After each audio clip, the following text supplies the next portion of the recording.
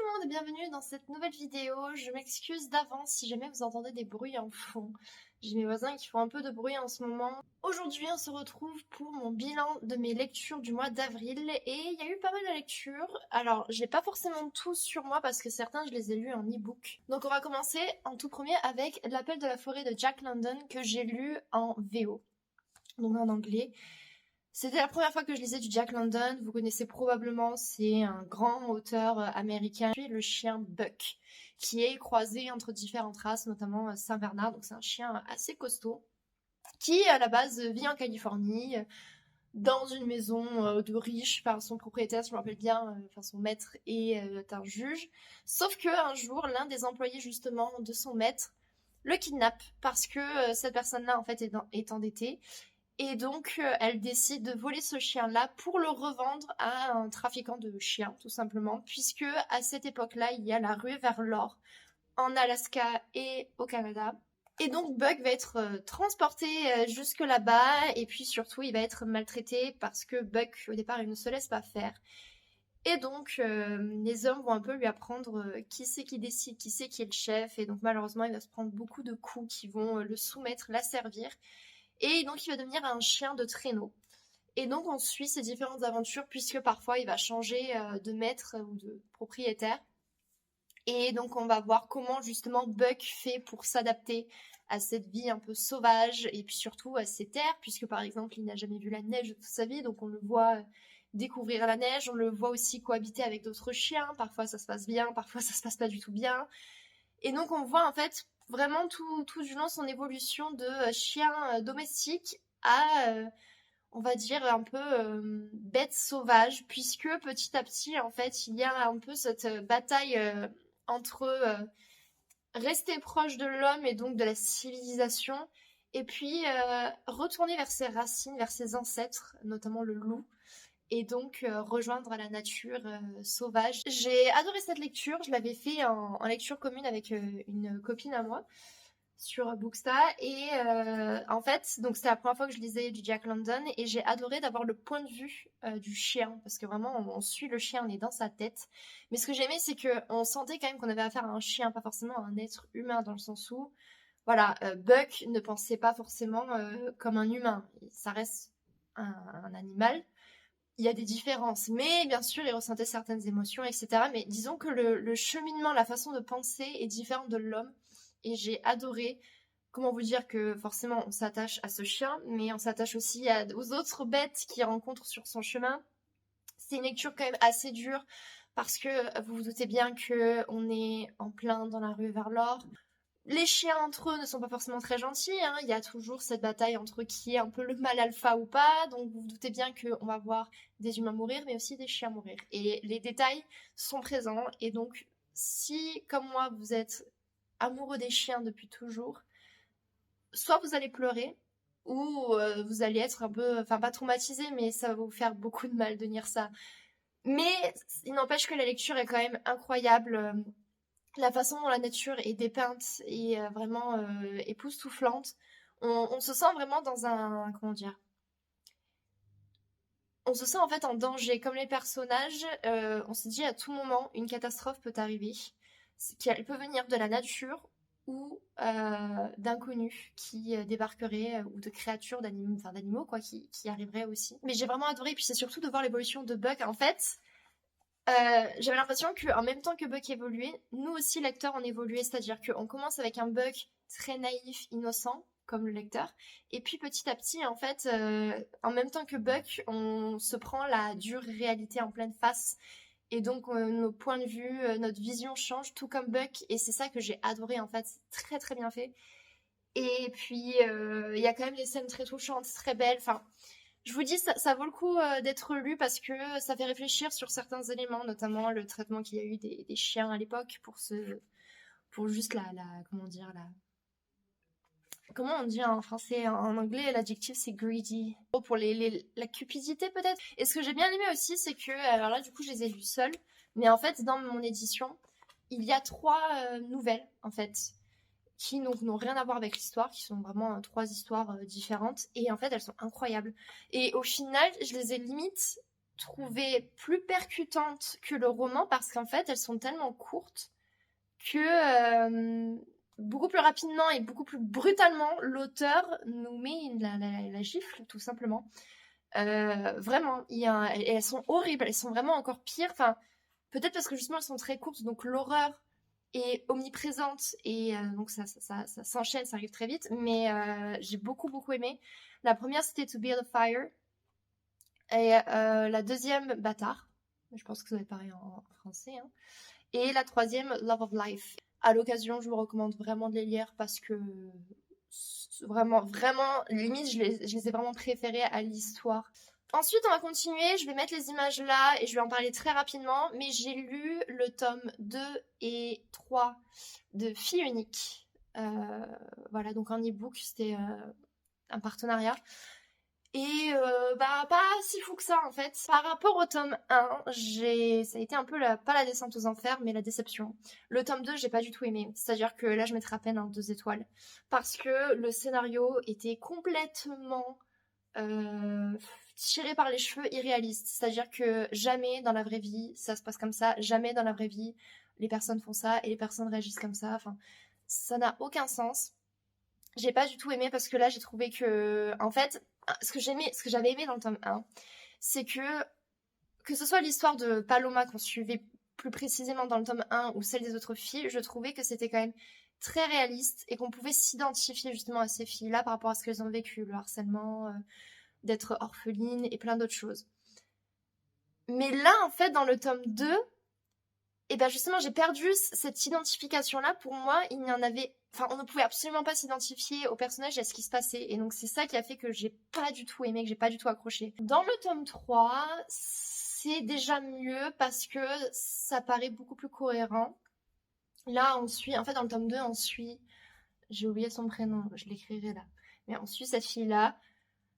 Son histoire paraît plutôt...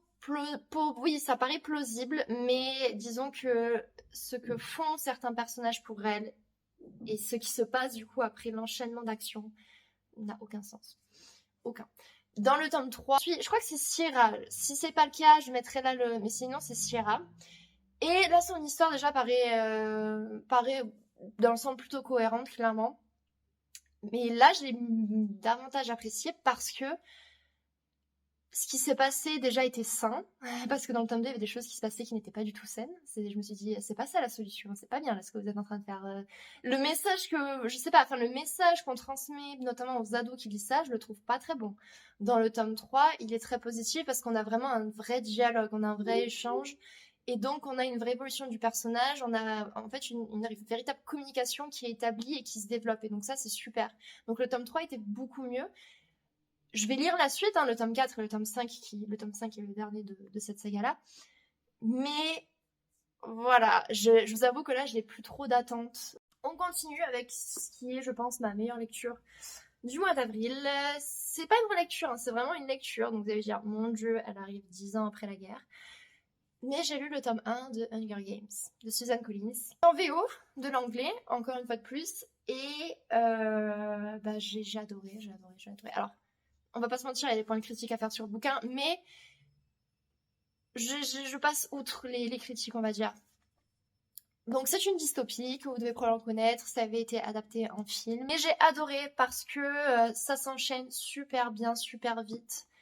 On s'ennuie jamais, c'est-à-dire que même le blabla est super intéressant parce que on en apprend plus sur cet univers-là, ce monde, pourquoi les gens... sont asservis, pourquoi il y a ces jeux-là qui sont organisés. Enfin, on en apprend vraiment beaucoup plus sur cet univers-là. Ça paraît très cohérent, très bien expliqué, très concret. Et ce que j'aime bien aussi, c'est que malgré tout, on a un personnage qui, pour moi, est un anti-héros parce qu'elle a plein de défauts, mais en même temps, on la comprend totalement et on se dit, si j'étais à sa place, est-ce que je serais pas égoïste comme elle et est-ce que moi-même, mes émotions seraient pas un peu... caché, voire, comment dire, pas réprimé, mais oui, si on va dire réprimé, voilà. Je pense que oui, enfin, voilà, parfois on a un peu envie de l'énerver, de se dire, t'es sérieuse de te comporter comme ça, enfin, tu penses pas aux autres, mais en même temps, si on vivait dans une société comme ça, je pense que tout le monde serait comme elle et tout le monde la comprendrait, quoi. toute la période qui se passe dans les arènes est trop bien. Je me suis régalée puisqu'on a de l'action, on a du combat, on a de la mort. On a tout ce qu'on veut. Et puis même le avant et le après, avec toute la stratégie, en fait, toute cette manipulation, ce jeu de il faut bien se faire voir par les habitants, notamment pour gagner des sponsors, pour pouvoir avoir de l'argent après, et puis qu'on puisse nous envoyer donc des items dans l'arène pour pouvoir nous aider à gagner ou nous soigner ou ci ou ça. J'ai adoré en fait tout ce concept-là, toute cette tension palpable aussi où vraiment ta vie est entre les mains d'autres personnes en réalité, puisque si tu n'as aucun sponsor, tes chances de gagner diminuent. Et puis plein d'autres éléments, mais que je ne vais pas forcément révéler pour pas spoiler. Mais j'ai adoré, ça se lit très bien, très fluide. Cependant, et c'est le seul point de critique que j'ai à faire, le style d'écriture est pauvre. Enfin, c'est pas... Enfin, comment dire, dans le style d'écriture, j'aurais pu écrire ça, par exemple. Je dis pas que j'aurais pu imaginer l'univers et faire tout un truc bien développé. C'est pas ça le point critique. Mais c'est que la façon dont c'est écrit est très simple. Il n'y a pas de métaphore, de trucs beaux. On est dans un vocabulaire très simple. Et c'est pour ça que si vous voulez lire en anglais... D'ailleurs, il faudrait que je fasse une vidéo sur ça, des recommandations pour lire en anglais. Mais celui-là, je vous le recommande largement parce que je trouve que l'anglais est très simple et très accessible. Donc, tant mieux d'un certain côté. Après, il faut pas oublier que c'est pour des ados à la base. Mais je sais pas, peut-être que oui, tous les romans pour ados en VO sont écrits comme ça, mais c'est vrai que ça casse pas trois pattes à un canard, le style. Mais en même temps, c'est justement parce que c'était aussi simple à comprendre et accessible, et puis au moins, voilà, il n'y a pas de métaphore abstraite ou je ne sais quoi, que ben, ça s'enchaîne bien et ça se lit vite, quoi. Mais j'ai adoré, voilà, mis à part ces quelques points de critique là, et le fait que parfois c'est un peu trop simple peut-être. Comme par hasard, elle a juste à faire un petit truc, puis oup, elle a un sponsor. Enfin, parfois, j'avoue, il y a quelques petits points comme ça, bon, mais on se dit, c'est le scénario.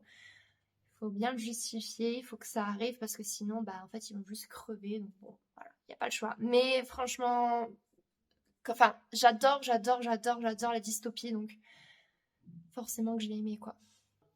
Il s'agit d'un service de presse, c'est de l'auto-édition et le titre est Utrumpia et c'est écrit par Ellie Astor. Ça fait 300 pages à peine, vraiment je vous dis, ça se lit très vite, c'est pas très long. Et peut-être que vous avez reconnu un peu au titre, Utrumpia, ça vous fait peut-être penser à quelque chose, Utrumpia, Trump. Je vous fais un résumé très rapide, mais en fait, on est dans un monde très similaire au nôtre, mais avec quelques différences. C'est ce qu'on appelle en gros une uchronie. Et en fait, ce qui se passe, c'est que, je vais le faire très simple et très vulgarisé. On suit Samuel Quinlan, je prononce comme ça, peut-être que c'est pas comme ça qu'on doit prononcer, qui est un grand journaliste. Et un jour, ce jeune journaliste va être contacté par, soi-disant, la petite fille de Deep Throat, j'ai pensé à la française. Bref, et donc elle le contacte et elle lui dit, on a une façon, en fait, on a un moyen de voyager dans le temps. Et en fait, on aimerait que toi, tu voyages dans le temps pour empêcher Donald Trump de devenir président, mais pas juste là maintenant, mais à tout jamais en fait, parce que là actuellement il est président, mais ce que l'on sait, c'est que en 2024, il serait réélu avec une grande majorité et c'est un peu la catastrophe en fait. On se dit ok, c'est vrai que bon, Donald Trump, personnage assez problématique, Samuel Quinlan lui-même n'aime pas trop ce président-là, mais lui-même au début se dit pourquoi je ferais ça, enfin, et puis pourquoi moi. Et en fait, il va très vite se rendre compte qu'il a pas trop le choix, je vous dis pas pourquoi, vous verrez, mais il va plus ou moins être un peu forcé à le faire. Mais en même temps, bah, quand il va commencer à voyager dans le temps, il va se rendre compte que, punaise, il y a plein de choses qu'on peut faire aussi, et donc il va un peu divaguer parfois, il va pas de suite forcément bien entrer dans cette mission-là, ce qui va lui poser des problèmes. Et puis après, quand il va enfin s'y mettre pour de bon dans cette fameuse quête, il va se rendre compte que bah, c'est bien plus compliqué que ça, que c'est pas juste on voyage dans le temps, on fait un truc et puis boum, ça change tout. C'est plus compliqué que ça en fait. Donc si je donne mon avis, j'ai beaucoup aimé ce roman. En fait, déjà, toutes les références civilisationnelles, il y en a énormément honnêtement, il y en a vraiment beaucoup. Donc si vous vous y connaissez bien, je pense que vous allez vous régaler. Et si vous ne vous y connaissez pas du tout en civilisation américaine, Je pense que ça peut quand même vraiment vous plaire et vous intéresser parce que justement, on vous donne les références et on les explique les trois quarts du temps. Donc, vous allez apprendre des choses. Ça va être un peu un apport culturel pour vous. J'ai beaucoup aimé malgré tout la réflexion tout du long sur quel est l'impact, l'influence de voyager dans le temps. Ça a forcément des répercussions sur le court terme, mais aussi sur le long terme. Et donc, l'enjeu est un peu le questionnement de qu'est-ce qu'il faut faire, comment, pourquoi. Et puis aussi cette question de est-ce que empêcher Donald Trump de devenir président va réellement changer quelque chose? Pas sûr. Ou alors oui, ça va révolutionner. Enfin, en fait, et puis aussi il y a cette question-là de mais est-ce que c'est bien de faire ça? Et donc j'ai bien aimé. Et puis en fait, c'est le seul point de critique que j'ai à faire, c'est que j'ai pas accroché avec le narrateur et donc le personnage principal. Je l'ai pas forcément trouvé très charismatique. Sa vision des choses parfois, ses choix, sa façon de faire, j'accrochais pas du tout. J'étais pas d'accord en fait avec lui. Je me disais mais pourquoi tu fais ça? Quel est ton intérêt là-dedans? Et puis, ou pourquoi tu crois aussi facilement les gens? Pourquoi tu vas aussi facilement dans leur sens aussi? Parfois, je trouvais ça un peu bizarre. Je me disais, mais. Enfin, si t'es un journaliste, à un moment, t'as un regard critique, t'as un esprit critique. Là, je trouve que tu fonces un peu trop facilement dans le truc. Bon. Mais ce que j'ai adoré, justement, c'est la fin. Parce que, justement, la fin met en fait une grande claque dans la gueule à Samuel Quinlan. Et du coup, ça m'a fait un peu plaisir. Mais surtout, la fin, comment dire, ce que dit la fin et ce que moi-même je pensais. Et donc, j'ai aimé que la fin aille dans mon sens et dise non, mais en fait, je vous explique. Et donc, j'ai adoré. Et puis, le retournement de situation, parce qu'il y a un retournement de situation, j'ai vraiment aimé. Enfin, la fin, je veux pas spoiler, elle est juste parfaite. C'est vers la fin que j'ai commencé notamment à relever en fait des dialogues et des citations parce que j'ai trouvé vraiment percutante et bien dite en fait. Donc j'ai vraiment adoré. Pour moi, la fin, je trouve, c'est la partie la mieux travaillée, la mieux réussie dans ce bouquin-là. Et donc c'est pour ça qu'au final, j'ai quand même bien aimé cette lecture. Et donc c'est pour ça que j'ai vraiment bien aimé, que je vous recommande. En plus, si vous aimez bien un peu l'esprit d'enquête, parce que malgré tout, il y a des éléments dans l'histoire où on se pose des questions, on se dit mais pourquoi il se passe ça, mais cette personne-là, c'est un allié ou un ennemi, et ci et ça. Et donc, si vous, en plus, aimez bien un peu, justement, réfléchir, mener l'enquête, essayer de comprendre, de résoudre les énigmes, vous allez vous régaler. Et on termine avec la dernière lecture. Il s'agit d'une BD, encore. Genre, en ce moment, j'en ai beaucoup. Hein. Gabi ou la Belle et l'Argent de Marcel Pagnol, adapté par Véronique Grissot et illustré par Luc Brailly aux éditions Michel Lafon. Couverture est trop belle, j'adore. Un service de presse que j'ai reçu de la part de l'agence Gilles Paris. Et c'est la première fois que je lisais du Marcel Pagnol. Alors là, c'est un peu particulier parce que c'est en BD, donc c'est un peu différent. Après, je trouve que quand même, on garde ce côté très littéraire parce que les répliques des personnages sont quand même, comment dire, très soutenues, clairement. Et il y a des langages, il y a des mots parfois qu'on n'utilise plus du tout de nos jours. Résumé, en fait, on suit Gabi, qui est une jeune femme qui, en fait, se retrouve ruinée à cause de son père qui a très très mal géré l'argent. Sauf que Gabi est un peu particulière parce qu'en fait, elle enchaîne un peu les conquêtes. Elle est la maîtresse de différents hommes très très riches dans le but justement d'obtenir leur argent. Et donc, quand elle se rend compte qu'elle est vraiment ruinée, elle va mettre en place, en fait, un stratagème pour justement conquérir un homme qui est sur le point de devenir extrêmement riche, mais qui ne le sait pas. Donc, clairement, c'est une comédie, c'est censé être vraiment drôle. Et puis, pour moi, c'est un peu comme certaines œuvres, par exemple d'Oscar Wilde ou d'autres auteurs. Pour moi, c'est un peu une comédie des manières, où vraiment, on se moque de la bourgeoisie. Donc j'ai bien aimé ça en fait parce que honnêtement le personnage de Gabi je la trouve pas du tout appréciable, je la trouve assez méprisable même en réalité parce que c'est une femme qui profite des hommes en fait enfin en termes de moralité il y a plein de jugements qu'on pourrait émettre à son égard quoi, mais justement ce qui est superbe c'est que dans cette histoire là Marcel Pagnol joue de ces personnages-là, s'en moque un peu. Je vous montre un peu les dessins pour voir le style d'ailleurs. Je suis pas forcément très fan du style, mais on s'y habitue très vite. Donc voilà pour vous montrer un peu. Après le style de dessin est quand même assez sombre. Dès qu'ils sont à l'intérieur, c'est très sombre. Quand ils sont à l'extérieur, ça devient très clair.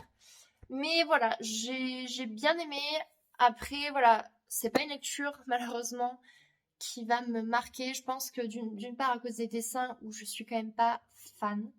On s'y fait pour lire, mais j'ai pas été, pas convaincue, mais j'ai pas accroché avec le style de dessin. Après, j'ai beaucoup aimé quand même le contexte de l'époque. Il me semble que cette histoire-là se passe dans les années 50 à peu près. Donc pareil, j'aime bien en fait le cadre avec bah, comment dire, la société de l'époque, puisque les mœurs n'étaient pas les mêmes qu'aujourd'hui. Donc la vision des gens entre eux, comme le regard, en fait le rapport à soi et rapport à l'autre. C'était une bonne lecture, mais sans plus. N'hésitez pas dans les commentaires à me dire si vous avez lu certains de ces ouvrages ou si certains vous tentent. Vous savez que je réponds toujours aux commentaires, donc n'hésitez pas à réagir. N'hésitez pas également à liker ou à vous abonner à ma chaîne si ce n'est pas encore fait, c'est toujours du soutien qui fait plaisir. On se retrouve très prochainement pour une autre vidéo. En attendant, portez-vous bien et à très bientôt.